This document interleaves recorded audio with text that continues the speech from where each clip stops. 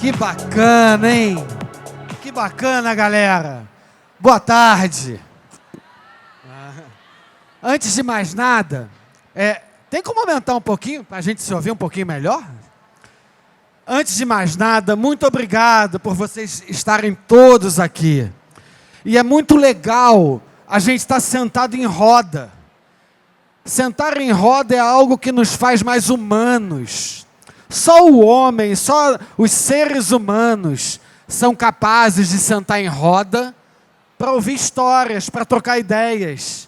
E isso é muito importante, é muito bacana, para a gente poder se ouvir, para a gente poder formar as nossas opiniões e acreditar que a diversidade é o que nos enriquece. E hoje vamos falar aqui de poesia de uma forma assim bastante diversa. Temos aqui o Projota, um rapper que faz da sua escrita o seu leme, o seu rumo, a sua terra onde ele planta o sucesso dele. Temos aqui o Alan Dias Castro, um super poeta, que na verdade era para ele ser advogado, mas aí no meio do caminho ele tropeçou com a poesia e a vida dele não foi mais a mesma, né, Alan? Alan está aqui para falar de poesia, ele que faz tanto sucesso na internet com a poesia dele. E estamos aqui também com a Yasmin Gomlewski, que além de uma grande atriz e na novela, né, inclusive fazendo o papel de uma editora, a Yasmin também é uma grande poetisa. E é com eles que a gente vai trocar a nossa ideia hoje. Tá bom? Durante muito tempo, a poesia ela foi meio mal vista. A poesia era coisa de gente maluca, de gente doente que ia ficar com tuberculose, de gente desligada da vida. E felizmente a poesia ela conseguiu romper esse estereótipo. E hoje a poesia é dos gêneros literários mais lidos, mais vistos na internet. Nas listas de vídeos mais assistidos, tem lá um monte de vídeos de rap, de poesia. Na lista dos livros mais vendidos, estão sempre lá também livros de poesia. Então é muito bacana a gente ver a poesia nesse novo lugar. Então, eu preparei algumas perguntas, vou fazer para os nossos convidados, e aí depois a gente abre o papo para todo mundo participar, tá bom? Tá? Bom, Projota, começando aqui com você, né?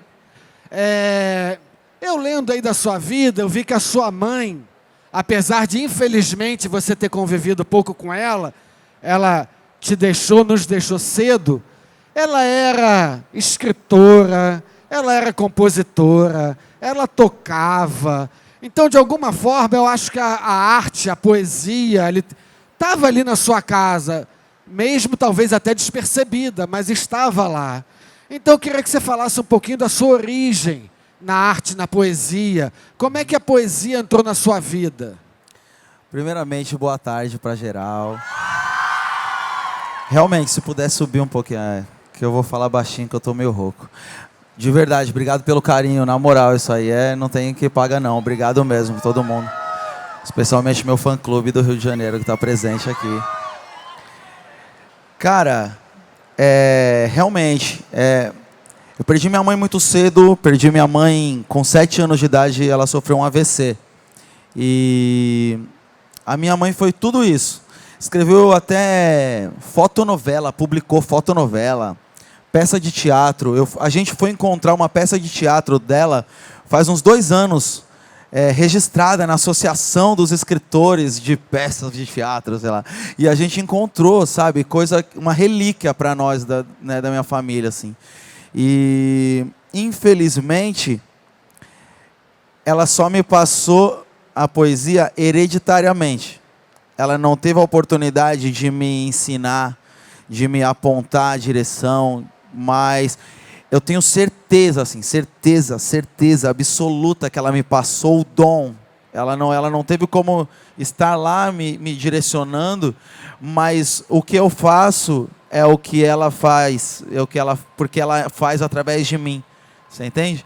Quando eu comecei a cantar rap mesmo, que eu levei a parada a sério, eu tinha uns 15 anos e era muito difícil. A gente está falando de 18 anos atrás. E 18 anos atrás, o hip hop no Brasil, ele era extremamente marginalizado. Existia um preconceito muito grande com o rap.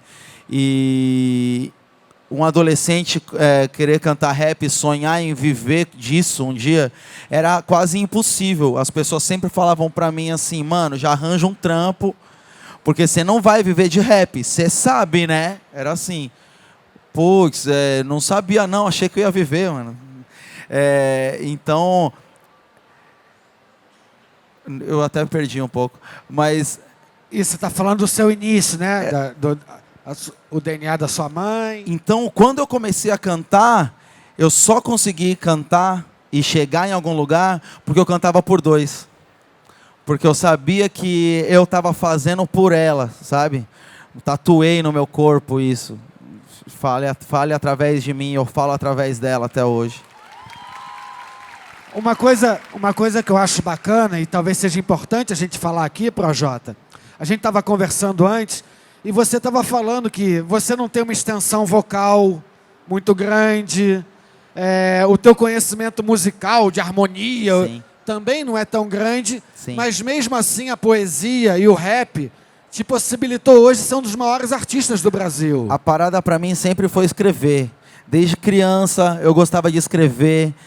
Na escola, quando tinha a oportunidade de fazer uma redação, algo que eu tinha a possibilidade de colocar o meu pensamento para, inclusive, ser avaliado, quando eu tinha a oportunidade de ir lá na frente para ler para a sala, eu adorava isso, porque eu sabia que eu era bom pra caramba, tá? Tipo assim, eu falava, mano, eu sou bom nesse negócio aqui, mano, eu escrevo bem, mano, quando eu escrevo aqui, as pessoas sempre elogiam, falam bem, então eu queria ir lá na frente. Era uma das minhas poucas injeções de autoestima quando era criança, sabe? Eu não era o menino mais bonito, eu não era o menino que tinha mais dinheiro, eu não tinha roupa da hora, eu não tinha... Mas quando eu tinha a oportunidade de colocar as minhas ideias pra galera, aí todo mundo olhava e falava, e batia a palma pra mim, e eu falava, caramba, mano, sabe? Com o que tem aqui e aqui, eu consigo ser algo, né? Me tornar algo maior do que eles imaginam de mim, sabe? Isso é muito legal, né? Muito legal a gente ver que o que parece ser limite... Mas perdão, eu não falei sobre exatamente o que você disse, que é o lance de eu ter... Eu queria escrever, eu comecei a compor rock na época. Nossa, que legal, não tinha te visto aqui... Gostei. Quando eu comecei a cantar, era rock. Eu comecei a escrever rock, tocando no violão. E aí eu não conseguia cantar. Então eu ia precisar achar um vocalista pra mim, sei lá, alguma coisa desse tipo. Aí quando eu conheci o rap, eu tinha uns 15 anos, e aquilo pra mim foi tipo a faca e o queijo, tá ligado? Eu falei, agora eu não preciso cantar mais, eu posso só falar. E eu mesmo vou poder falar as ideias que eu escrevi, sabe? Óbvio que com o tempo eu estudei, eu desenvolvi um pouco, até consigo enganar um pouco umas melodias ali e tal, mas quando eu preciso de um refrão mais elaborado, eu chamo a Negra Lee, eu chamo a Ana Vitória, eu chamo a Anitta, tá ligado? Mas é uma oportunidade que eu tive por causa disso. Isso é muito legal, né? Quando a gente faz de um aparente limite algo que, caramba, não, eu tenho que transcender isso, eu tenho que ir além disso para poder botar para fora a minha verdade, o meu sentimento. E o Projota é um belo exemplo disso. Um outro exemplo, eu acho que é o Alan. O Alan, ele vem lá do sul, do Rio Grande do Sul. A família do Alan, me corrige, tá, Alan, se eu estiver falando alguma besteira, mas a família dele é tradicional na advocacia, no direito, tudo estava montado para o Alan ser mais um grande advogado no Brasil. Mas, no entanto, aquela não era a sua verdade, né, Alan? Então, eu queria que você também falasse um pouquinho desse teu processo de hoje ser reconhecido como um dos grandes poetas brasileiros. Obrigado, Bruno. Obrigado pela presença de todo mundo. E quero pedir, por favor, uma salva de palmas para minha mãe, que está aqui hoje, galera. Que foi uma... Muito obrigado, mãe. A minha mãe é a maior incentivadora. Eu tenho, inclusive, um capítulo nesse livro que eu falo que é vendo minha mãe ler. Então, não é aquela pessoa que dá aquela pressão, não, você tem que ler isso, tem que ler aquilo. Não, é pelo exemplo. E foi aí que eu me tornei escritor lendo, né, através dela. Só que o processo foi muito pessoal, assim, Bruno. Que eu tinha realmente essa barreira e a necessidade de outras pessoas para me expor. Para expor o que eu sentia, né. Eu sempre tive a escrita como base também. Só que eu tinha muita timidez, foi um processo de libertação pessoal mesmo, assim, de encontrar minha voz literalmente e dar voz ao que eu sentia, dar voz ao que eu escrevo, né? Então, falar poesia para mim é uma libertação total. Mas antes, essa vontade de viver do que eu escrevo, de mostrar inclusive o que eu escrevo, era uma barreira gigante, assim, eu considerava uma maldição, cara. Por que simplesmente eu não posso arrumar um emprego, envelhecer nesse emprego e morrer? E ser feliz dentro de um padrão esperado, dentro desse roteiro que escreveram para mim. Mas aí tem uma mudança bem simples que eu fiz na minha cabeça, aquela coisa de adolescente ficar indo contra. Poxa, eles estavam me oferecendo uma possibilidade de futuro dentro do que eles acreditavam que era bom para mim. Poxa, que falta de gratidão da minha parte, achar ruim, ir contra isso. Uma mudança simples, parar de ir contra o que eu não queria para ir a favor do que eu sempre quis. E depois que eu dei esse passo, que eu acredito que esse passo é individual, tem que partir da gente dessa vontade, ou tem duas coisas que empurram, né? Eu acho que é ou o desespero de não aguentar estar numa situação, ou um sonho muito grande que te empurra. No meu caso foi esse sonho, e eu dei esse passo, e aí esse passo é individual, mas o caminho não é solitário. A gente encontra as pessoas que fizeram a mesma trajetória, encontra as pessoas que apoiam, e com meus pais não foi diferente. Quando eu tive essa coragem individual mesmo, de dar esse pulo, dar esse passo, eu contei com eles no meio do caminho. E tem uma história no livro bem emocionante assim para mim, para nossa família, que o meu pai gostaria de ter feito esse caminho. Meu pai gostaria de ter sido músico e como eu falo ali, no decorrência da vida mesmo, o sonho não ficou para trás, não digo, mas o sonho se perdeu de caminho e ele seguiu outro caminho. E quando eu fui para o Rio, atrás dessa coisa de escrever, mostrar minhas músicas, mostrar letra, mostrar texto para a editora, eu levei esse passado do meu pai na mochila. E era muito pesado. E quando eu percebi que eu estava fazendo esse caminho por mim, é uma coisa muito pessoal, né, cara? A minha realização não ter que levar o futuro dos outros ou o passado dos outros junto, foi um alívio bem grande para eu conseguir dar esse passo na minha própria caminhada, escrever a minha própria história. Mas então, sem dúvida, essa mudança de ir a favor, parar de ir contra o que eu não quero, para ir a favor do que eu sempre quis, mudou tudo, assim. Legal. Já a Yasmin, ela chega na poesia também me parece uma história também bacana, assim. Yasmin, né, a gente conhece ela como atriz, está aí atualmente fazendo a Thaísa, né, na novela das 7, Bom Sucesso, onde faz o papel de uma editora, né, você está ali trabalhando com livros. Mas eu imagino, Yasmin, que para você fazer uma personagem, você tenha que se desnudar da Yasmin bastante, para poder dar vida a um novo personagem. E eu lendo o seu livro, que está até aqui, o livro da Yasmin, eu lendo o seu livro, eu vi, caramba, que corajosa que ela é. Ela está tão desnuda no livro, você escreve com tanta força e com tanta sinceridade. Então eu queria te perguntar um pouco por aí, assim, é uma personagem também, a poetisa? Você se desnuda da Yasmin para poder escrever a sua poesia? É como fazer um personagem? Não é uma personagem, apesar de que eu tenho um pseudônimo, que é a Dulce Maria de Oliveira, que às vezes eu posto no Facebook uns poemas e coloco como se fosse a Dulce, porque são coisas que eu não quero, de repente, que um ex leia, ou qualquer coisa do tipo. Mas a real é que eu não tenho muito filtro, aqui é a Arena Sem Filtro, né? Eu não tenho mesmo muito filtro na minha vida, eu sou muito sincerona. E eu acho que os meus poemas, eles são muito isso, assim, são catarses. Eu acho que eu comecei a escrever também muito pelo viés do desabafo, né? Eu comecei com um blog de poemas quando eu era adolescente E aí, muito para colocar para fora. Eu acho que o caminho da escrita é muito esse, né? Me digam vocês depois, mas é muito de querer colocar para fora e dar corpo, transformar em arte, ou simplesmente tirar de você alguma coisa que está ali muito pesada ou muito grande te ocupando. Então eu sempre fui muito eu. Eu acho que eu sou muito eu, assim, no que eu escrevo. Eu não tenho muito pudor de falar as coisas, então realmente tem palavrão, tem sentimentos mais pesados. E eu acho que é a isso que você está se referindo quando você fala de texto visceral, assim.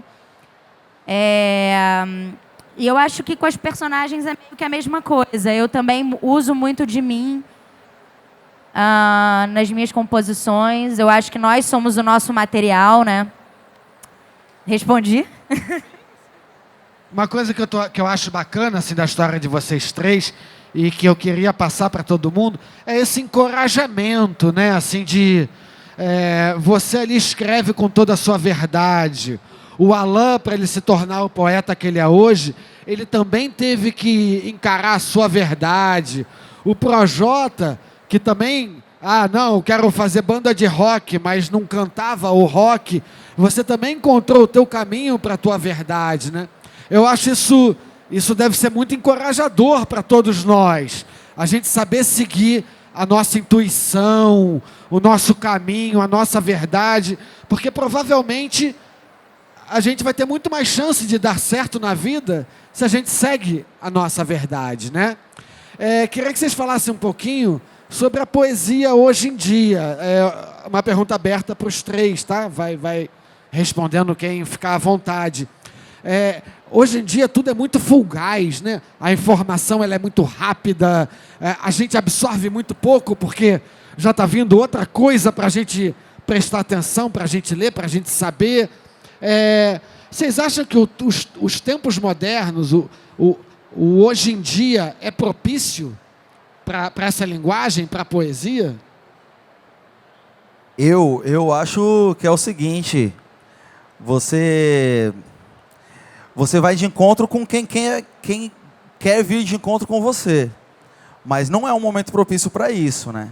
Porque, por exemplo, como a gente até estava conversando lá, um artista da música não consegue lançar um álbum mais, porque ninguém ouve um disco mais. Sabe, eu desafio aqui e ver quantas pessoas que ouviram um disco completo esse ano. Vão ter pouquíssimos que vão levantar a mão. Quantas pessoas ouviram um disco completo esse ano?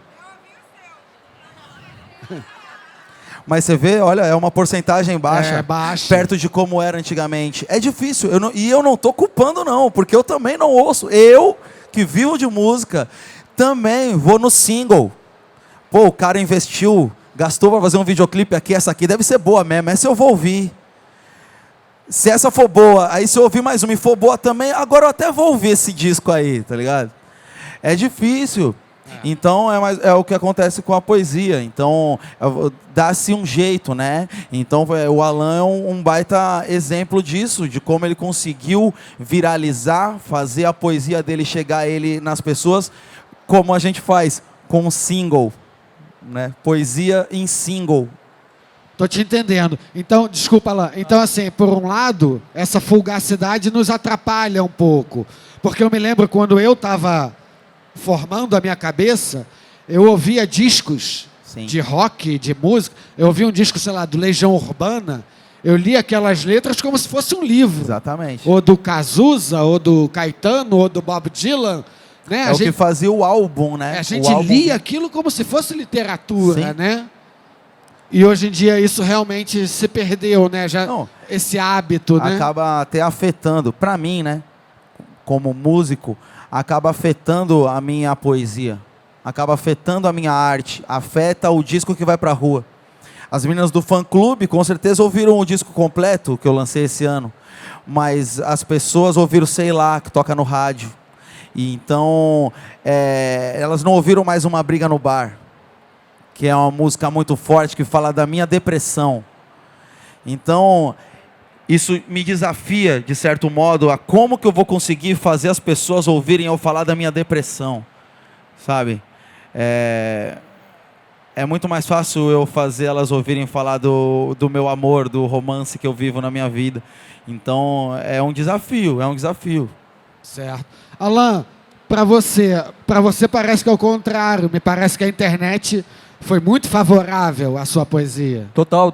A questão de adaptação mesmo, da linguagem e do modo de mostrar isso, né? Eu tive que dar a cara, literalmente, né? Eu tive que chamar a atenção da poesia escrita através da falada. Então, a adaptação ao meio. O que não foi tão simples para mim. E essa questão de toda semana, eu botei um prazo para toda semana ter que postar alguma coisa, e semana passada já ninguém lembra do que foi do outro. Isso tem um lado negativo dessa pressão de ter que botar conteúdo, ter que fazer, ter que ter like, ter que ter compartilhamento, enfim. Mas ao mesmo tempo gera uma produção maior. O que, no meu ponto de vista, o meu objetivo era que gerasse um livro como fruto, né? Então, a questão de visibilidade, de curtidas, que esse novo formato acaba sendo uma pressão muito grande, né, cara? A gente julga o que é bom, o que é não, por número de curtida. Acho que não faz muito sentido isso. O meu objetivo cumprido, o meu sucesso, no caso, é manter a frequência do que eu me dispus a fazer, que é escrever. Então, se toda semana eu consigo sair dessa pressão, sair desse bloqueio criativo, enfim, e boto o meu objetivo, tiro ele do papel e boto a poesia, dou vida para ela, as pessoas já começam a cobrar por isso. Então, para mim, o objetivo cumprido, isso é o sucesso, é a continuidade do que eu me dispus a fazer, né? Então, não me baseio pela cobrança. Será que deu certo? Deu menos visibilidade que o outro. Esse não viralizou. Não pode ser o meu parâmetro, porque senão o cara enlouquece, né, cara? A gente compete com a gente mesmo. Eu acho que, para mim, o objetivo cumprido é fazer o que eu me dispus. Então, a internet, para mim, abriu uma porta gigante. Eu cheguei até uma editora, cheguei até o livro através da internet. Bati muito em porta antes, ouvi muito não, e com esse argumento de números, acabou sendo o efeito contrário, né? Eu consegui chamar atenção falando para a poesia escrita. Então, sem dúvida, abriu uma porta muito grande. Mas eu não sou conservador, saudosista, assim, não. Eu vivo por causa da internet, inclusive, né? O meu bagulho também aconteceu por causa da internet. É só uma questão de adaptação. É um baita exemplo. O que o Alan faz, o que o EQ Poeta fez, e essa forma de conseguir viralizar a parada, isso é um baita de exemplo de adaptação, de como você adapta a sua arte a esse novo momento, acompanhar os tempos, né? Sim.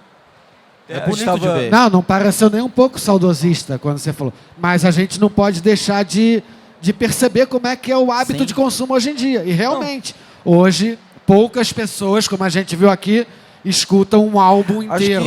Para escutar um disco. O grande lance é porque eu vivi exatamente a transição da parada. Eu comecei a internet na música, assim, eu sou um dos primeiros artistas que vingou com a internet e lançou álbum. A gente lançava o disco, saía vendendo de mão em mão na rua, disco com 20 faixas. A galera ouvia o disco inteiro, mano. Então é difícil, sabe? CDzinho? CD, a gente queimava o CD, saía vendendo no trem, vendendo na porta da balada. Eu vendi mais de 50 mil discos, assim, eu ganhei DVD de ouro vendendo de mão em mão, tá ligado? Então era um momento diferente, mas que é legal de ver como as coisas vão se desenrolando e como vai estar daqui a 5 anos. Talvez seja algo completamente diferente de agora. O mais legal de ver, eu acho que é o quanto você abraçou a sua verdade. Você foi vender 50 mil discos de mão em mão. Sim. Isso é a poesia. Verdade. Né? Yasmin, e para você, como é que você encontra a poesia nesses tempos digitais? Como é que é o teu consumo de poesia? E se a internet modifica a tua forma de escrever também? Assim, hoje em dia, uma das coisas que mais me interessa é o autoconhecimento, né? Como eu estava conversando contigo, esse meu livro aqui, ele foi escrito num momento da minha vida em que eu estava um pouco mais louca, assim, um pouco mais underground, com referências mais do tipo Bukowski, a geração beat, a galera que é mais underground mesmo. E de um tempo para cá, de uns anos para cá, depois que eu me espiritualizei, eu venho me espiritualizando, eu venho consumindo mais temas acerca de autoconhecimento. eu passei a minha escrita, ela saiu um pouco do papel e ela tem ido um pouco para uns vídeos que eu tenho feito no Instagram, que é no IGTV, que é uma série chamada Yasmin Pensa. E aí eu converso muito com as pessoas sobre temas ligados à espiritualidade, ligados a coisas que eu penso. E eu acho que foi uma certa migração, assim, tanto que eu tenho escrito menos recentemente por conta disso. Eu descobri uma maneira de falar.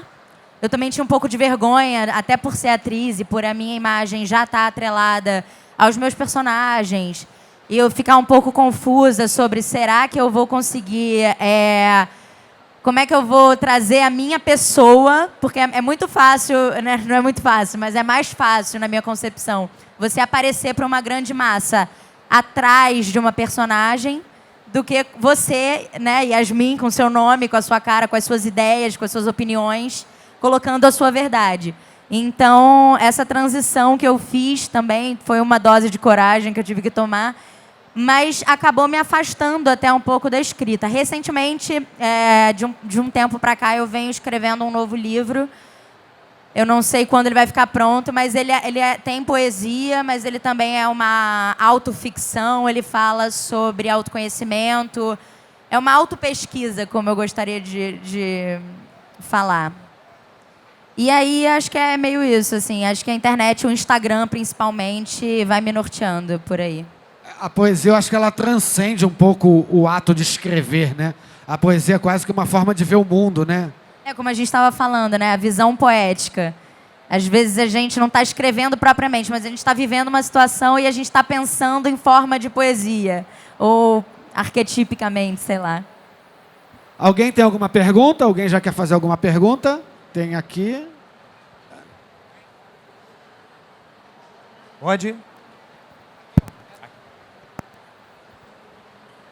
Boa tarde. Eu queria perguntar para o Projota, quando você fez o agradecimento no CD, a Milenar Arte de Meteu Louco, que você falou que você precisava colocar para fora, aos 12 anos, tudo aquilo que você estava sentindo, você precisava escrever, uma coisa, uma força motriz que você precisava botar para fora, que aí você ia organizar a sua loucura, que na verdade não é loucura, pejorativamente as pessoas acham isso, mas eu fico pensando quantas crianças daquela idade, até menores, por exemplo, eu sou professora, então eu tenho um aluno que ele desenha muito bem, ele é assim, ele é um artista com 8 anos, ele faz historinhas em quadrinhos, ele é perfeito, mas ele falou para mim que ele não pode ser desenhista quando ele crescer, porque ele tem que ser engenheiro igual o pai dele, que é para ganhar dinheiro.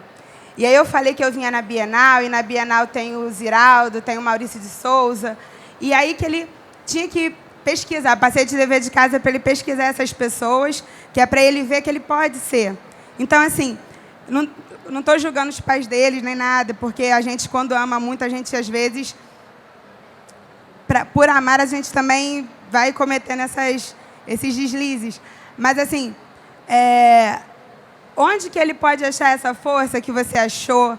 O que você acha, sem romantizar, por tudo que você passou, como que você conseguiu, e como que você, mesmo com 12, 15 anos, quando você encarou de frente, você viu que aquilo ali você precisava fazer, porque era parte de você.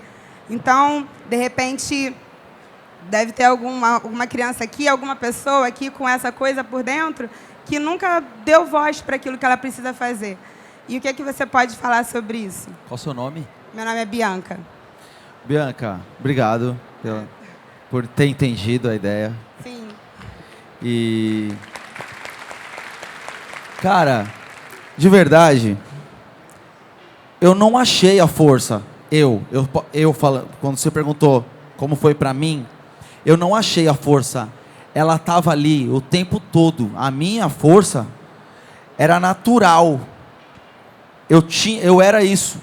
Era só assim. Eu com 15 anos, eu ouvi o disco do Racionais, Nada Como Um Dia Após o Outro Dia. Comecei a ouvir rap, descobri o RZO, descobri o SNJ, descobri o MV Bill. Assisti um clipe do MV Bill que chama Só Deus Pode Me Julgar. Assisti aquilo e eu falei, mano, é isso que eu vou fazer da minha vida. É isso que eu quero fazer da minha vida. Eu tinha 15 anos.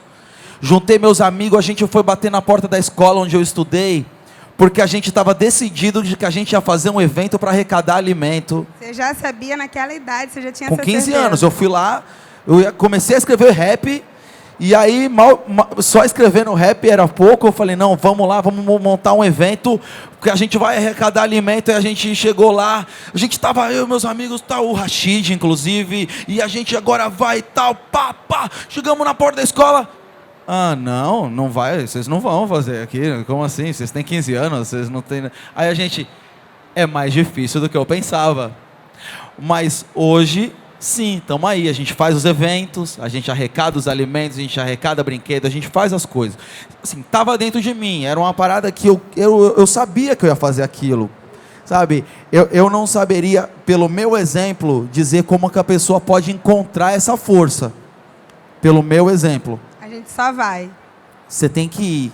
Eu sou professora e quando eu escolhi a minha profissão, o que eu mais ouvi é o que todo mundo fala, Sim. né?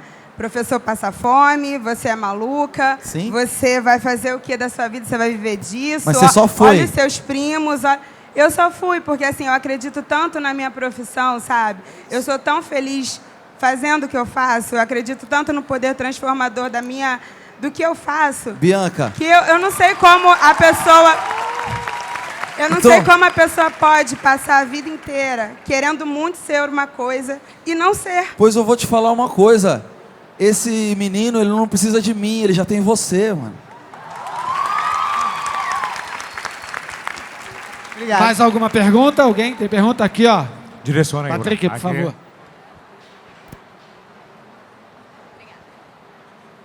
Boa tarde, meu nome é Iris. Me parece que pela fala de vocês, o suporte é algo muito importante, né? A mídia social como um suporte para a divulgação da poesia.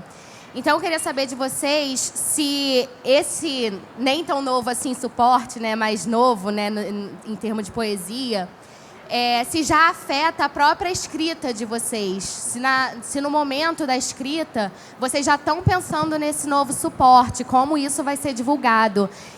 No caso do Projota ainda, né, a escrita ainda em cima do rap, né, que ainda, além da mídia social, ainda já pensando no rap, se o que vem primeiro, no caso, se é a escrita ou se é a base musical, como vocês pensam esse suporte, se afeta já a escrita de vocês? Bom, no questão de conteúdo, não, nem tanto, porque eu acredito na seguinte coisa, que todo mundo tem alguma coisa em comum e o que eu escrevo tem que ser um ponto de encontro. Então, quando eu tiro aquela máscara de ter que escrever para outros escritores, ter que mostrar que eu escrevo bem, quando sai essa armadura assim, tem outra pessoa ali que vai encontrar as outras pessoas do outro lado, né? Então, o que escrever para mim não influencia, mas o formato sem dúvida. Tanto que eu faço vídeos mais ou menos no mesmo tamanho, no mesmo formato. Eu penso, vou ter que dividir em 3 partes no Instagram, eu vou ter que botar no IGTV ali, enfim. Sem dúvida interfere no formato, mas é o que a gente falou antes. Eu acho que é adaptação, né? Tem essa questão de... Não me limita, eu não me sinto podado por ter que me encaixar ali. É questão de adaptar mesmo. Desde que não interfira no que eu quero dizer, na essência do texto, para mim não incomoda. Não sei.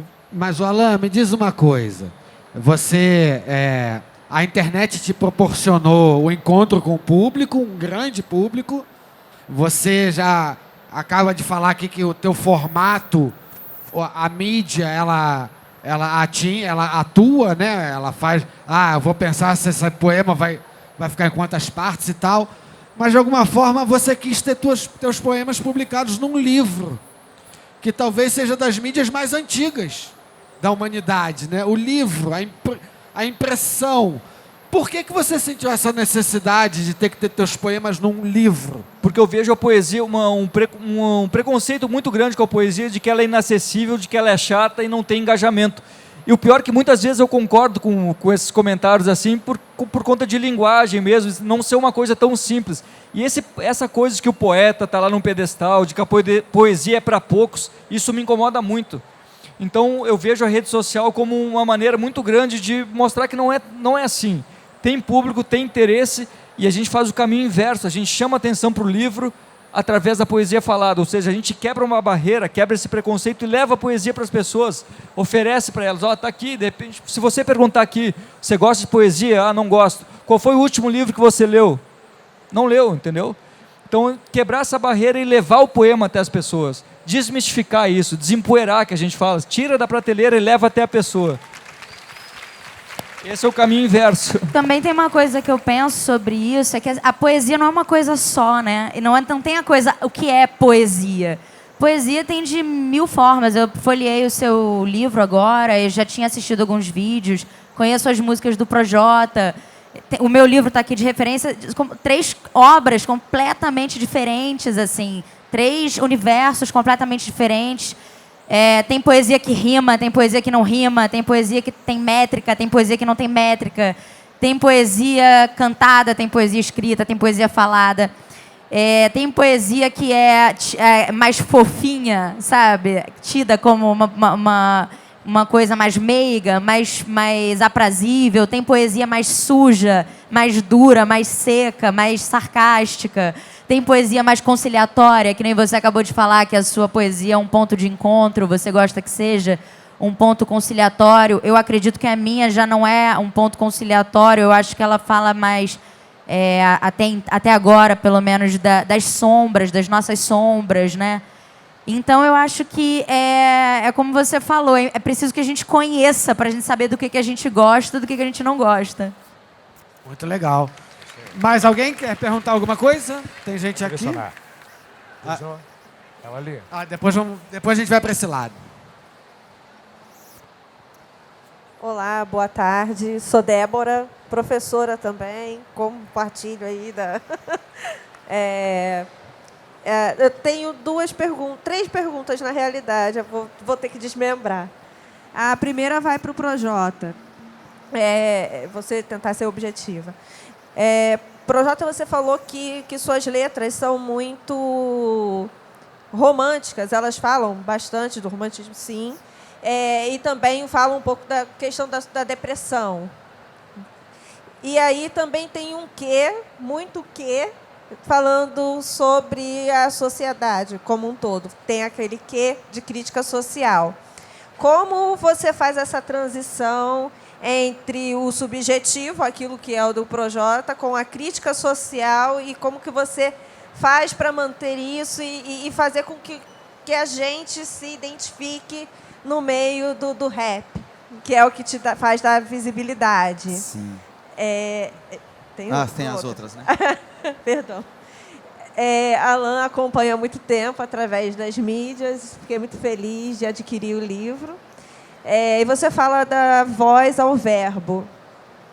Eu queria saber um pouco de como é o processo da sua voz com o verbo. De como você faz o verbo trazer o Alan e o Alan sair para o mundo. Como que você enxerga esse processo? Yasmin, eu queria fazer uma referência, aproveitando esse momento que você está atuando. E aí você faz um papel que é bastante intrigante, que você está o tempo todo com uma colega de trabalho lá na editora, e você fala que ela tem que ser aquela mulher fatal para atrair aquele homem e tudo mais, e se coloca como aquela mulher fatal que tem que tomar a iniciativa. E isso acaba constrangendo e deixando a menina em situações bem complicadas.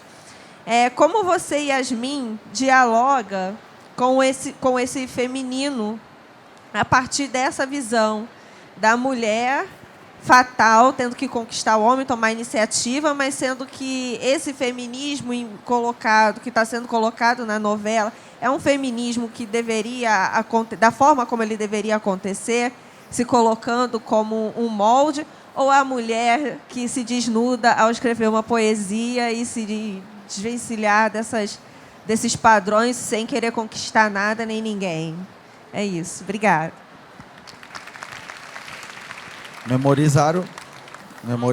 Cada um memoriza a sua, eu memorizei a minha. Aqui, tô... Eu sou um brincalhão mesmo. É o seguinte, para mim, eu não consigo ver ela direitinho. Vê-la, perdão. Mas agora estou vendo. Cara, pra mim, sempre foi bem natural esse lance, assim. Ah, agora tá aparecendo Altas Horas, você aí em pé, gostei, agora... Gostei. Eu sempre gostei de falar de tudo. Eu sou uma pessoa bastante comum nos meus hábitos, nos meus gostos. Eu gosto de jogar meu videogame, sair para comer um pastel e ficar em casa vendo uma série, ou ir na minha avó para comer uma macarronada, sabe? Você viu que eu falei de comida 2 vezes, né?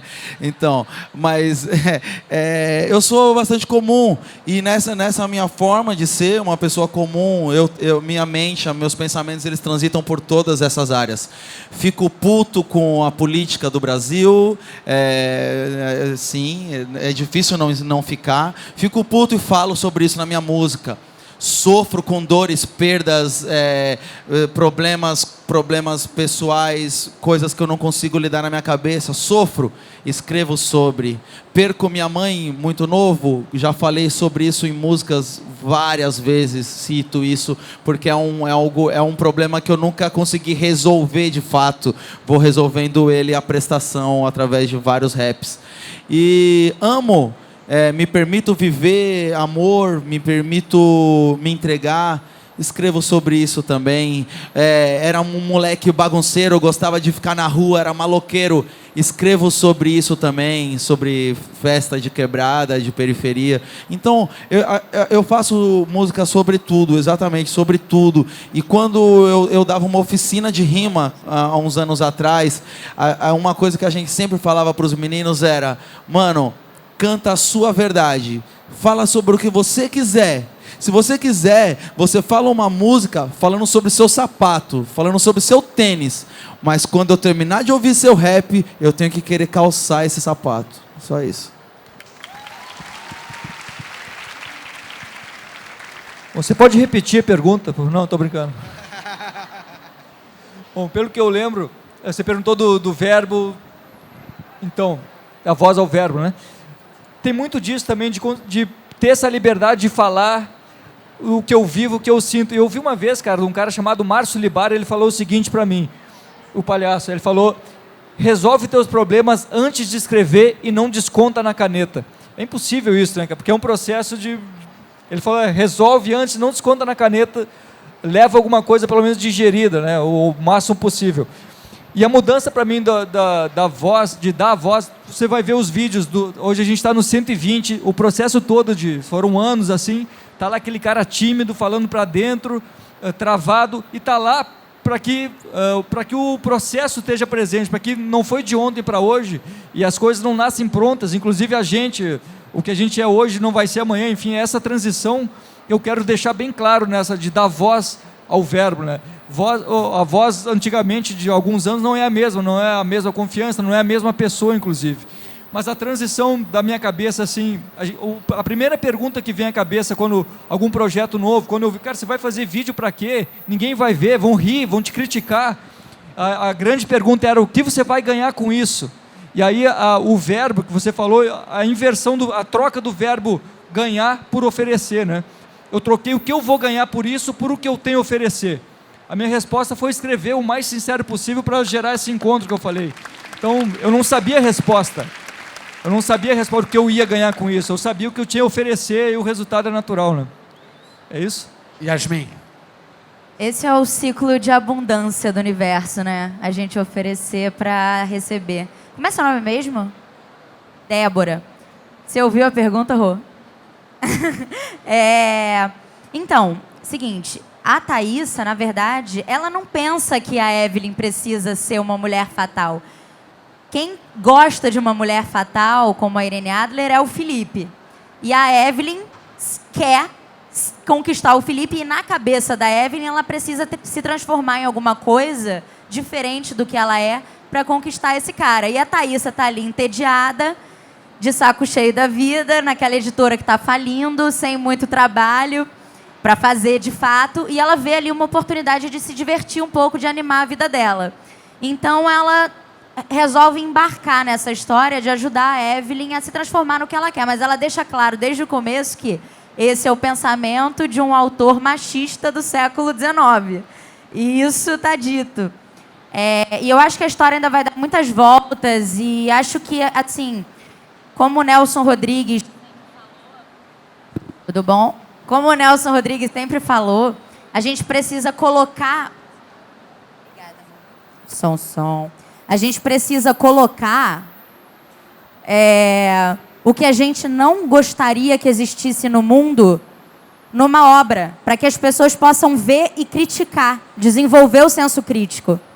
Então, eu acho que vai um pouco por aí, sabe? Isso que você sentiu, essa revolta, né? É importante. Pô, mas por que que isso tá assim? Por que que essa mulher acha que precisa mudar para conquistar esse cara? Por que que a outra que se diz feminista tá ajudando? Não, na verdade, a história passa por aí para depois a história se destrinchar para outros lugares onde cada um toma mais consciência de si, provavelmente. É uma obra aberta, a gente não sabe para onde vai, mas as coisas vão, né, as personagens vão tomando consciência de si e vão se transformando ao longo do caminho. O que eu acho sobre o papel do feminino nesse lugar? Eu acho que a gente está chegando num momento assim, onde não tem mais espaço para querer ser o que não é, né? E cada vez isso vai ficar mais claro. Isso vai passar por uma desconstrução muito grande, pessoal de cada um, porque o inconsciente coletivo ainda é muito forte nos arquétipos e nos estereótipos que a gente acredita que funcionam para determinada coisa, para X, Y, e para alcançar o resultado e tal. E eu acho que a mulher, ela está compreendendo e explicando, muitas vezes exaustivamente, que ela sempre teve o seu lugar que lhe foi tirado por muito tempo e que agora a gente não admite mais isso, né?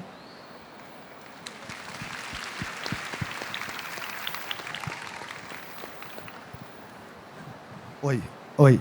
Eu fiquei devendo uma pergunta aqui desse lado. Aí eu peço só para que faça uma pergunta, né? Tá?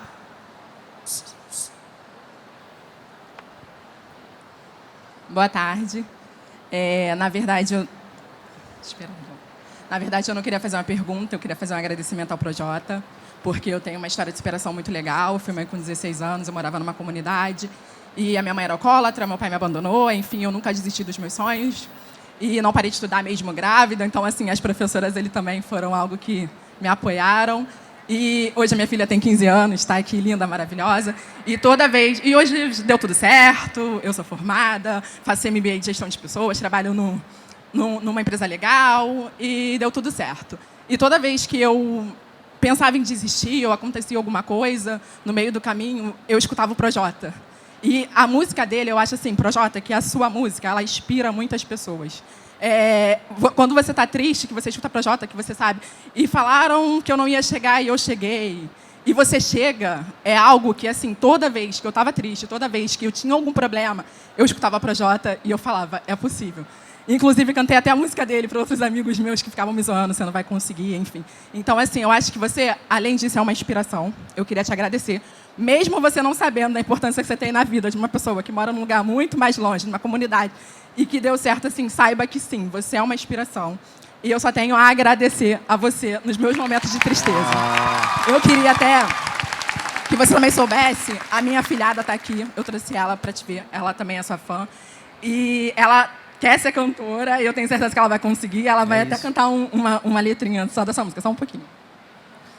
Eu falei que era uma questão de tempo e tudo ia lutar, eu lutei. Mas me disseram que eu nunca ia chegar, duvidei. Ela verdadeira meu, toda sexta-feira meu melhor amigo é Deus e segundo melhor sou eu. Eu tanto quis, tanto fiz, tanto fui feliz. Eu tanto X, tanto Pericles, tão feliz. Torcedor dos fatos desse povo e sei que eu também quis não ser feliz. Mas Meral Geresse não fez infeliz. Prosperei com o suor do meu trabalho e lutei sem buscar atalho, sem pisar em ninguém, sem roubar também.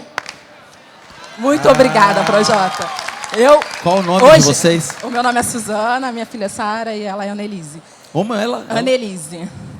E obrigado. Hoje, assim, eu estou realizando o meu sonho. Acho que sonho a gente realiza falando com você. Meu, na moral. Muito obrigada. Você que não imagina o quanto que isso é importante para mim. Aqui eu vou falar para mim, para mim. Isso é importante de verdade. Isso muda a minha vida. Entendeu? Você fala que eu mudei a sua vida, que eu fui... Não, vocês mudam a minha vida quando vocês falam. Vocês não têm noção de quanto é especial, quantas vezes que eu estava mal pra caramba, quando alguma coisa estava apurrinhando a minha vida, estava tipo me deixando para baixo de verdade. Quantas vezes que eu pensei em largar isso, quantas vezes. E aí eu vou lá, eu abro lá minhas DM ali, mano, e eu fico lendo as mensagens, ou eu vou lá no vídeo de moleque de vila mesmo, fico vendo os comentários, e aquilo me levanta, me renova, é minha energia, meu combustível, tá ligado? E me emociono, choro, fico feliz e volto, porque essa é a minha missão e eu não vou parar, graças a vocês. Obrigada e muito sucesso pro seu bebê. Obrigado. Muito obrigado. bacana. Muito bacana, eu acho assim, a gente entender, né, que com certeza o Projota é um artista popular e ele acaba falando com muitas pessoas, você acaba sendo referência. Uma atitude sua é referência para muitas pessoas, porque o teu veículo é de massa. Mas acho que exemplos como o Projota foi para você, a gente também tem no nosso dia a dia, sem ser através de um artista. Sim, a Bianca. Eu não tenho dúvida de que você é exemplo para sua filha, para sua filhada, ela professora, é um exemplo tão forte, ou até mais forte que o Projota, para os seus alunos, ela lá, eu para o meu filho, você para o seu filho, você para o seu neto. Acho que é bacana, Projota, a gente ter essa dimensão do público, da massa, essa responsabilidade que artistas como vocês têm, mas a gente também valorizar o exemplo que está ali do teu lado todo dia e que você não enxerga ele como artista, você enxerga como mãe, como professora, como avô. Eu acredito que a vida, eu acho que eu descobri o sentido da vida. Não vou montar uma seita aqui. Sei que você fala, não vou dividir. Mas eu realmente acho que eu descobri o sentido da vida e isso mudou a minha vida. Eu acho que a vida e o porquê que a gente está aqui nada mais é do que captar a energia, captar a luz um do outro. Nós que conseguimos atingir mais pessoas somos apenas um elo de ligação e por onde essa luz transita.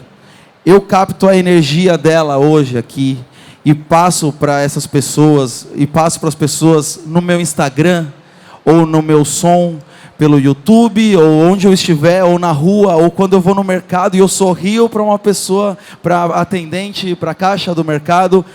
A vida é simplesmente isso, essa captação de energia. Você capta a energia do outro, você passa essa energia para frente, desde que ela seja positiva. E eu acredito que sempre a gente imagina como um jogo, as pessoas imaginam Deus e o diabo disputando um com o outro. Eu acho que o jogo é assim, ó.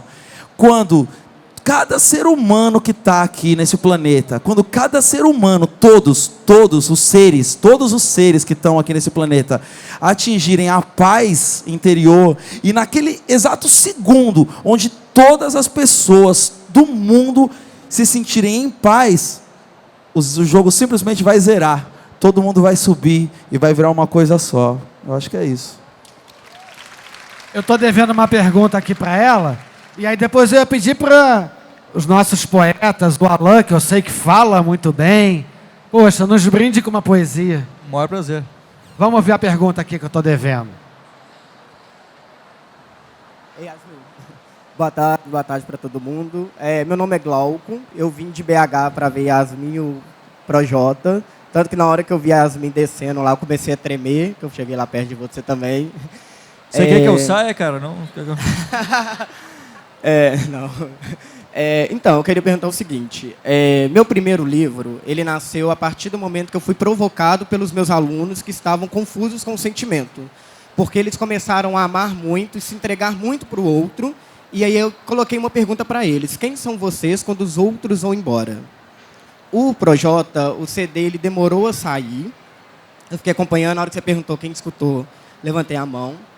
E estava ali fazendo um oi para Yasmin. Então, a minha pergunta é o seguinte: em que momento, Projota, que você olha aquela música e acredita que ela está pronta para provocar a vida de alguém? Em que momento que você sente isso? E a Yasmin, em que momento que o texto te provoca ao ponto de você falar que as suas palavras vão mudar a vida do outro? Porque, às vezes, a gente acredita que a gente faz muito para nós, e nós fazemos para a gente mesmo. Mas eu acredito que muitas vezes o objetivo é a gente ser amigo do outro, mesmo que o outro não tenha a oportunidade de conviver com a gente todo dia. Mas eu vou conseguir chegar até ele. Aí minha pergunta é essa: em que momento que vocês são provocados a construir, a soltar, né, a música no seu caso? É isso. Essa é difícil. Essa é difícil.